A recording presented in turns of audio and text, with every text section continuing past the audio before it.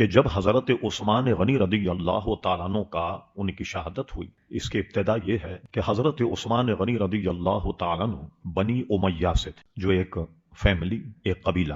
تو حضرت عثمان غنی رضی اللہ تعالیٰ عنہ کے زمانے میں دمشق اور شام کے والی گورنر حضرت امیر معاویہ تھے. حضرت عثمان غنی رضی اللہ تعالیٰ عنہ کی شہادت اتنی اندھوناک تھی کہ ہم یہ تو قصہ بیان کرتے کہ امام حسین کو 10 دن پانی نہیں دیا گیا، آپ یہ بھی تو بیان کریں کہ حضرت عثمان غنی پر 40 دن پانی بند کیا گیا، اور بلوائیوں نے عبداللہ بن سبا ایک یہودی تھا، اس کی یہ سازش تھی. بہت بڑا قصہ ہے، طویل ہے. اس کی سازش سے حضرت عثمان غنی رضی اللہ عنہ شہید ہوئے، اور کچھ غلط فہمیاں بھی پھیل گئیں. شہید ہونے کے بعد میں جب حضرت علی خلیفہ بنے تو اہل سنت کا مذہب یہ ہے کہ خلیفہ حضرت علی ہی تھے. حضرت امیر معاویہ رضی اللہ تعالی عنہ، ان کی مخاصمت حضرت علی سے یہ ہوئی کہ جب حضرت عثمان غنی رضی اللہ عنہ شہید کیے گئے تو جس نے بھی تلوار حضرت عثمان پر ماری تو اس وقت حضور حضرت عثمان رضی اللہ عنہ کی زوجہ جو ہیں انہوں نے ہاتھ بڑھایا تو ان کی انگلیاں کٹ گئیں، جن کا نام نائلہ تھا. حضرت امیر معاویہ نے انگلیوں کو لیا،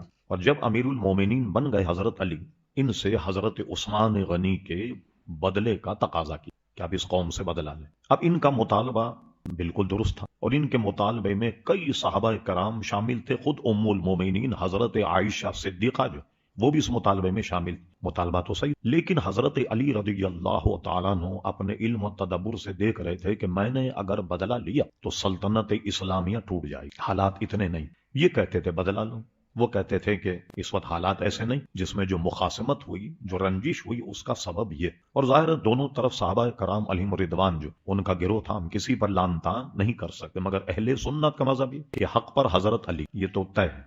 اب آئیے تھوڑی سی باتیں اس میں. اور حضرت عمر بن عبد العزیز سے کسی نے پوچھا کہ یہ جو امیر معاویہ اور حضرت علی میں جنگ، اس میں کیا معاملہ تھا، کیا سلسلہ؟ تو حضرت عمر بن عبد العزیز نے بہت عمدہ الفاظ میں سمجھایا. فرمایا یہ بتاؤ کہ کیا ہم اس جنگ میں موجود تھے، کہ ہماری تلواریں اس جنگ میں چلیں؟ تو سائل نے کہا کہ نہیں. فرمایا جب اللہ تعالیٰ نے ہماری تلواروں کو محفوظ رکھا، ہم کو چاہیے کہ ہم اپنی زبانوں کو بھی محفوظ رکھیں. کئی واقعہ بیان کریں تو کسی کی شان بے ادبی ہو تو دونوں طرف صحابہ کرام علیہم رضوان. ایک بات تو یہ. دوسری بات آئیے خود حضرت علی کا اخلاص. شاہ عبد الحق محدث دہلوی رحمت اللہ علیہ نے عقائد پر ایک کتاب لکھی، تکمیل الایمان. کسی نے حضرت علی رضی اللہ عنہ سے بڑا معقول سوال کیا. کہا علی رضی اللہ عنہ، حضرت صدیق اکبر کے زمانے میں تو اسلام اتنا پھیلا، یعنی مانین زکوٰۃ کو کچل دیا گیا، مسلمہ کذاب سے یمامہ میں جنگ ہوئی، جو جھوٹی نبوت کا دعویٰ کیا اسے کچل دیا گیا، اور یہ اتنی بڑی تحریک تھی کہ صحابہ 10,000 کی تعداد اور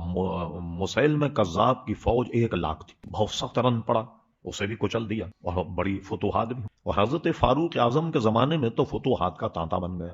قیصر و کسریٰ فتح ہوئے، جو زمانے کی سپر پاور، بغداد، بصرہ، جانے کہاں کہاں تک فوجیں پہنچ گئیں. اور حضرت عثمان غنی رضی اللہ عنہ کے زمانے میں بحری جنگیں ہوئیں، جو کشتی ہوتی ہے. کسی نے حضرت فاروق اعظم کو مشورہ دیا کہ ہم کشتی کے ذریعے سے اگر دوسری حکومتوں پر حملہ کریں، یہ بھی مسلمانوں کے زیر اثر آ سکتی اور اسلام پھیل سکتا. تو حضرت فاروق اعظم نے اس وقت تک کشتی دیکھی نہیں.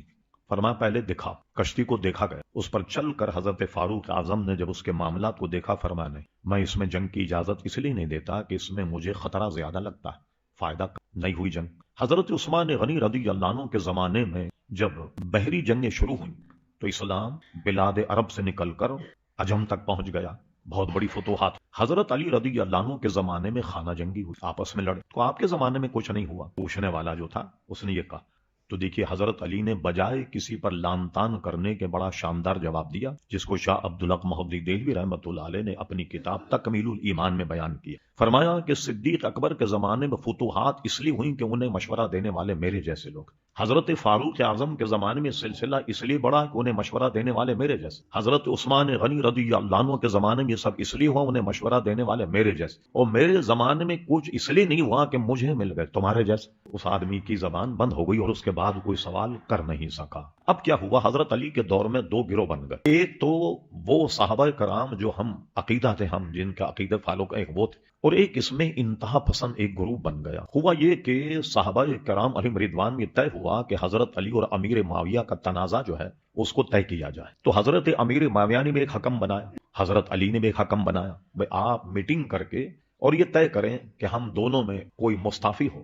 اب مستعفی ہو جائیں، امور خلاف پھر عوام پر چھوڑ دیں اور کہیں گے سب آپ دوبارہ اپنے خلیفہ کو منتخب کر لیں، یہ طے ہو گیا۔ اب ایک فرقہ یہ تھا، کہنے لگے حاکم تو اللہ تبارک و تعالیٰ، تو آپ نے اللہ کو چھوڑ کر کسی بندے کو حاکم کیوں بنا دی؟ تو انہوں نے کیا کیا، حضرت علی کی تکفیر بھی کر دی اور حضرت امیر معاویہ کی تکفیر بھی کر دی۔ یہ غالی گروپ جو حضرت علی رضی اللہ عنہ سے ملا، تو اس کے بعد میں اس کا نتیجہ یہ نکلا کہ یہ بات بڑھتے بڑھتے یہاں تک پہنچی کہ حضرت علی رضی اللہ تعالیٰ عنہ شہید کر دیے گئے۔ اب اس میں گروپ مشہور ہوا شیعان علی۔ قرآن مجید فرقان میں لفظ شیعہ استعمال ہوا جس کے معنی ہیں جماعت کے، ایک گروہ۔ تب وہ شیعان علی کے نام سے موسوم ہوئے اور اس کے بعد ترقی کرتے کرتے وہ شیعہ بن گئے، یا وہ جب صحابہ کرام علیہم رضوان پر تبرہ کرنے لگے تو ان کو پھر رافضی کہا جانے لگا۔ اب میں آپ کو آسان طریقے سے سمجھاتا ہوں۔ کہتے ہیں اکبر کے دور میں ایک بہت بڑا مجتہد فیضی سے مناظرہ کرنے آیا۔ اس زمانے میں جو نورتن تھے اس میں بڑے بڑے علماء تھے، ہم تصور نہیں کر سکتے کہ اکبر کے زمانے میں، جس سے وہ اسلام سے برگشتہ ہوا،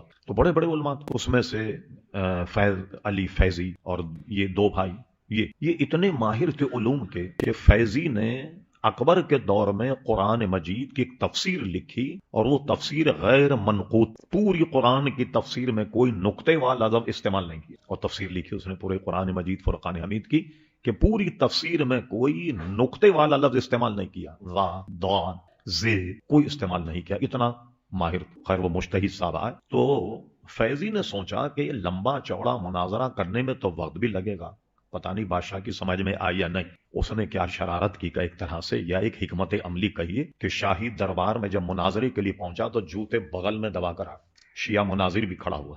سب سے پہلے تو اکبر نے ٹوکا کہ شاہی دربار کے آداب سے تم واقف نہیں، بغل میں تم جوتے دبا کر کے آئے۔ کہنے لگے حضور نے میں سنا تھا کہ شیعہ سے مناظرہ، تو حضور علیہ السلام کے زمانے میں شیعہ جوتے چرا لیا کرتے، اس لیے میں اپنے بغل میں دبا کر کے لایا۔ تو شیعہ مناظرہ کا جھوٹ جھوٹ، حضور کے زمانے میں تو شیعہ تھے ہی، تو کون جوتے چراتا؟ پھر اس نے کہا بادشاہ سلامت، یا تو یہ واقعہ ہے صدیق اکبر کے دور کا۔ انہوں نے کہا بالکل غلط، صدیق اکبر کے دور میں شیعہ۔ پھر اس نے کہا تم ہو سکتا مجھ سے غلطی ہو گئی، یہ واقعہ شاید پھر فاروق اعظم کے دور کا۔ وہ مجتہد نے کہا بالکل غلط، فاروق اعظم کے زمانے میں بھی شیعہ میں۔ کہنے لے اچھا تو پھر یہ واقعہ شاید حضرت عثمان غنی کے دور کا، کہا اس وقت بھی شیعہ نہیں۔ تو انہوں نے کہا بھائی جب حضور کے زمانے میں نہیں تھے، ابو بکر صدیق کے زمانے میں نہیں تھے، فاروق اعظم کے زمانے میں عثمان، اب کہاں سے آ؟ تو مطلب یہ ہوا کہ وہ ایک نیا فرقہ، ایک نیا طبقہ۔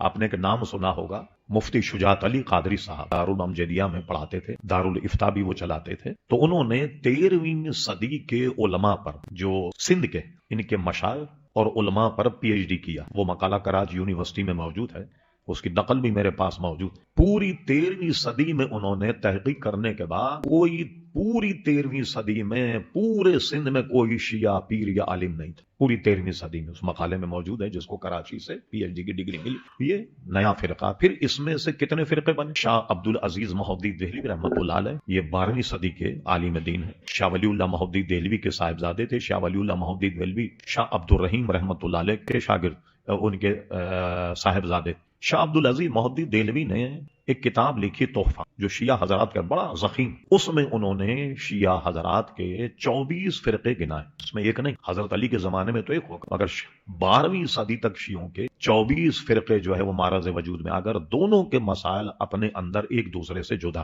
اور شاہ عبدالعزیز محدث دہلوی نے بھی لکھا، اور میں بھی آپ کو دعوے سے کہتا ہوں، اس میں ایک فرقہ ان کا حضرت علی کو خدا کہتا، شیعوں کا جو غالی فرقہ، یہ آپ آج بھی چلے جائیں، یہ بلتستان اور شمالی جو پاکستان کے علاقے ہیں یہاں چلے جائیں، یہاں اب بھی وہ فرقہ موجود ہے جو حضرت علی کو معاذ اللہ خدا کہتا، اور وہ قرآن کی یہ آیت پیش کرتا وَهُوَ الْعَلِيُّ الْعَظِيمُ، حالانکہ اللہ تعالیٰ کے اسماء گرامی جو ہیں اس میں ایک نام علی بھی، تو علی العظیم سے مراد تو اللہ تبارک و تعالیٰ کی ذات، وَهُوَ الْعَلِيُّ الْعَظِيمُ، وہ حضرت علی رضی اللہ تعالیٰ عنہ کی ذات جو ہے وہ مراد لیتے ہیں۔ تو سب سے غالی فرقہ جو ہے شیعوں کا، وہ حضرت علی کو خدا مانتا، اور یہاں کراچی میں بھی ان کی علامت یہ ہے کہ جب آپ کو سلام کریں گے تو السلام علیکم نہیں کہیں، مولا علی مدد، ان کا سلام یہ ٹیلی فون پر بھی کہیں گے مولا علی مدد۔ یہ وہ طبقہ ہے جو حضرت علی کو معاذ اللہ خدا مانتے، یہاں تک بات پہنچ گئی جو بلتستان گلگت میں اب بھی موجود۔